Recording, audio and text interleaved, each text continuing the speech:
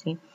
Esta clase lo que vamos a ver va a ser el second conditional. Yo les voy a subir dos actividades para realizar. Una es una actividad sencilla de completar con la estructura del second conditional y la otra es preguntas sobre qué harían si.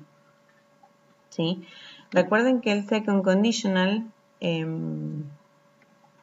teníamos el first conditional era situaciones reales en el presente o en el futuro. En este caso, el second conditional son situaciones imaginarias en el presente o en el futuro. Imaginarias, poco posibles, poco probables, hipotéticas, cualquiera de ese tipo de situación en el presente o en el futuro, ¿sí? Si bien la estructura, pues ustedes van a ver acá que tiene el pasado simple, el second conditional siempre va a referir al presente o al futuro. El que va a referir al pasado va a ser el third conditional, que ese sí va a hablar sobre situaciones pasadas que ya no se pueden cambiar. Decimos que son imaginarias o hipotéticas porque no se pueden dar, ¿sí? Son muy poco posibles o no son posibles directamente, como por ejemplo, if I were you, I would quit smoking, ¿sí? Nunca una persona puede ser otra, entonces por eso se dice que es imaginario o hipotético. La estructura del second conditional es el if. Acá sí o sí tiene que haber un sujeto que no está en la estructura, pero ustedes lo tienen que poner. Past simple, ¿sí? Acá dice to be. Para el to be vamos a usar were siempre en lugar de was. Para todas las personas vamos a usar were solo en esta situación, ¿sí? En otra situación no, porque en realidad acá lo que hace el pasado simple es toma en lo que en castellano se llama subjuntivo.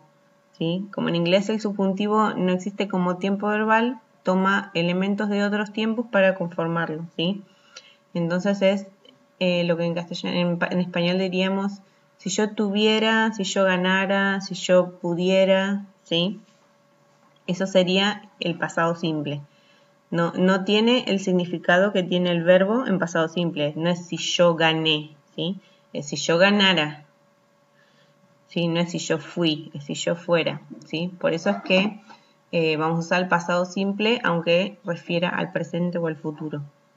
En la segunda parte de la oración, porque la parte del if es la parte condicional, digamos, es la parte que da la condición para que la otra acción ocurra, ¿sí? En la segunda parte vamos a repetir de nuevo el sujeto, ven que acá tenemos I, y el present conditional, que sería el would, y el verbo en infinitivo. ¿Sí? Entonces, tenemos dos partes estructurales de la oración. La parte condicional, que está con el if, que va seguida del pasado simple, siempre con el sujeto de los dos lados. Y la parte de la oración principal, que es lo que ustedes harían si esa condición se cumpliera. ¿Sí? Entonces, if I won $1 million, I would buy a new car. O sea, si ganara $1.000.000, compraría un nuevo auto, ¿sí? Estas dos estructuras se pueden invertir. Podemos tener la primera parte, podemos tener esta parte de adelante y la parte de la condición atrás, como sería en este caso. They would stay longer if they had more time, ¿sí? Se quedarían más tiempo si tuvieran, se quedarían más si tuvieran más tiempo, ¿sí? Fíjense que cuando tenemos el if adelante, cuando termina la primera parte de la condición, ponen una coma y luego repiten el sujeto.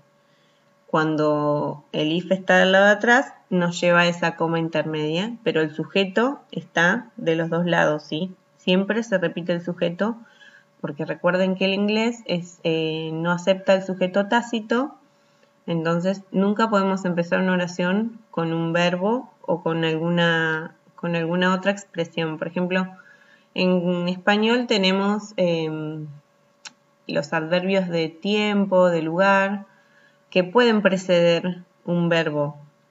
Por ejemplo, vamos a decir, ayer comí un sándwich. ¿Sí? El ayer es una expresión de tiempo y después de la expresión de tiempo está el verbo, comí. En inglés eso no es posible, ¿sí? Nosotros tenemos que decir ayer, yesterday, y tenemos que poner un sujeto en el medio del adverbio y el verbo. Yesterday I ate a sandwich, ¿sí? Recuerden siempre del sujeto, porque ese es un error muy común en las oraciones cuando ustedes escriben en inglés, porque es un error que se traslada del español, que sí acepta el sujeto tácito, al contrario del inglés. Entonces, les voy a dejar esas dos actividades para realizar y les voy a subir estas imágenes donde tienen ustedes todas las actividades para hacer, así las tienen disponibles.